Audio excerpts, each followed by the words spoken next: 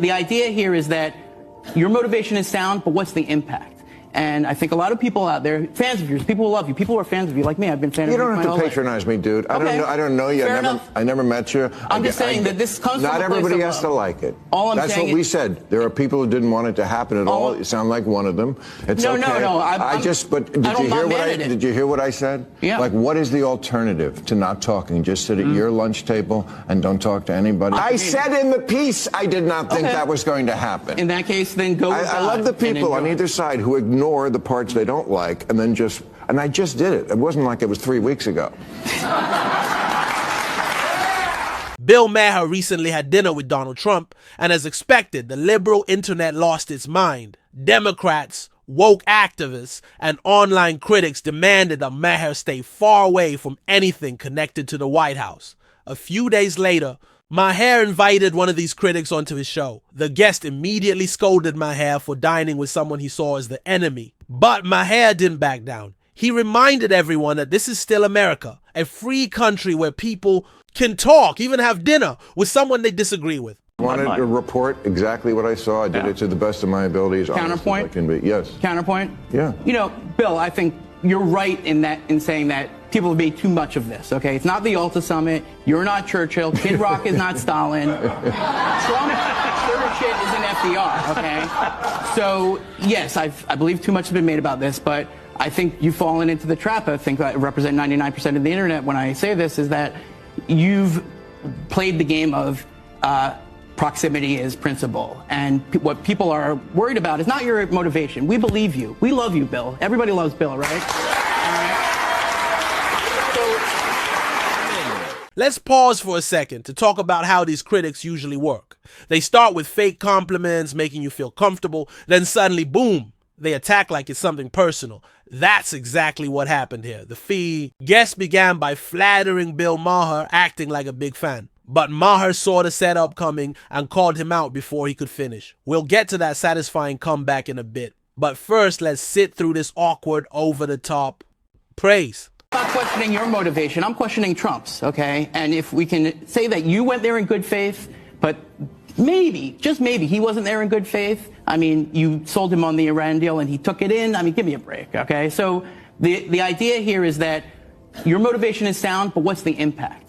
And I think a lot of people out there, fans of yours, people who love you, people who are fans of you, like me, I've been fans of you. You don't have to patronize me, dude. I don't know you. I never met you. I'm just saying that this comes from not a place everybody of has love. to like it. That's what we said. There are people who didn't want it to happen at all. You sound like one of them. It's okay. No. Did you hear what I said? Yeah. Like, what is the alternative to not talking? Just sit at your lunch table and don't talk to anybody. This is exactly why people respect Bill Maher. His radar for fake behavior is sharp. He doesn't let nonsense slide. During the talk, Maher looked clearly tired of the guest's phony praise. It wasn't genuine. It was a trick. And Maher wasn't falling for it.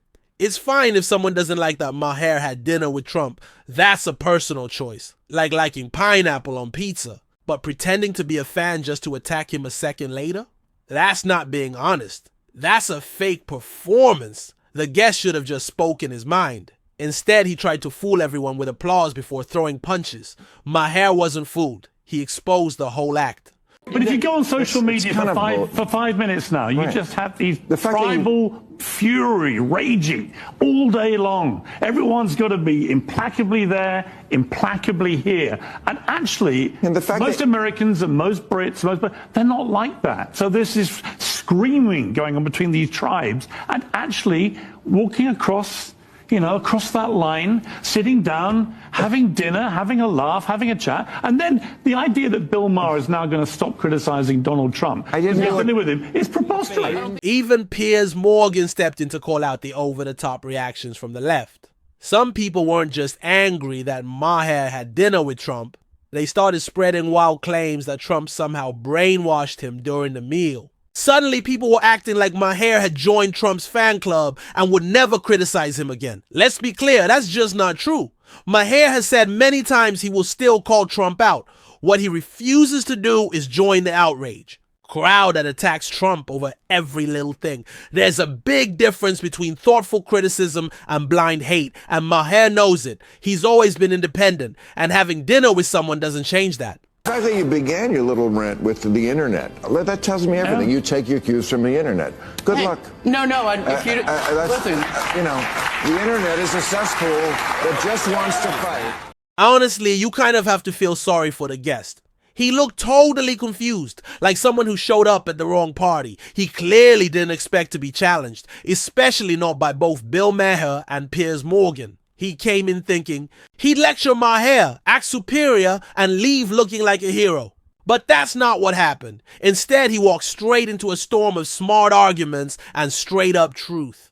He wasn't ready for a real debate. He showed up with worn-out talking points, assuming Maher would cave to pressure. Big mistake. Maher doesn't back down. He breaks things down. And with Piers backing him up, the guest didn't stand a chance. Going to be changed by such I said in the piece I did not think that was going to happen. In that case, then go with I love the people on either side who ignore the parts they don't like and then and I just did it. It wasn't like it was 3 weeks ago.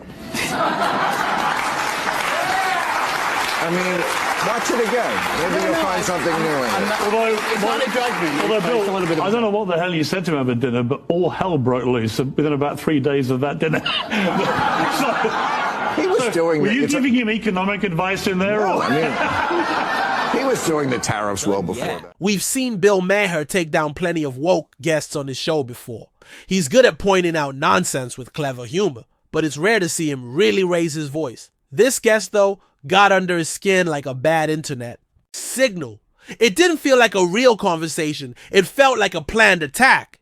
The guest clearly wanted to make himself look good by cornering Maher, but Maher wasn't having it. You could see his frustration build. And when he finally spoke out, it wasn't petty. It was needed. There's only so much fake intellectual posturing a person can take. And before Maher took down the guest, he also took a shot at the woke mob that came after him just for having dinner with Trump. As you know, 12 days ago, I had dinner with President Trump, a dinner that was set up by my friend Kid Rock, because we share a belief that there's got to be something better than hurling insults from 3,000 miles away.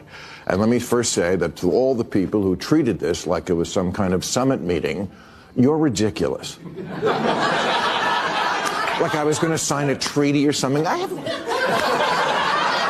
no power. I'm a fucking comedian, and he's the most powerful leader in the world. I'm not the leader of anything, except maybe a contingent of centrist-minded people who think there's got to be a better way of running this country than hating each other every minute. You could hear the frustration in Bill Maher's voice.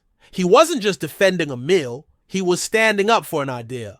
Maher explained that he met with Trump not because he supports him, but because he believes in open conversation, respect, and the dying idea that we should still talk to people we disagree with. In a better world, this wouldn't be a big deal. In that world, tolerance wouldn't be seen as weakness. Respectful disagreement would be normal, but we don't live in that world. Today, people are judged by who they're seen with, not what they do. One meal with the wrong person, and you're suddenly labeled a traitor. But Maher stood his ground. He reminded us that free speech and honest dialogue are more important than politics.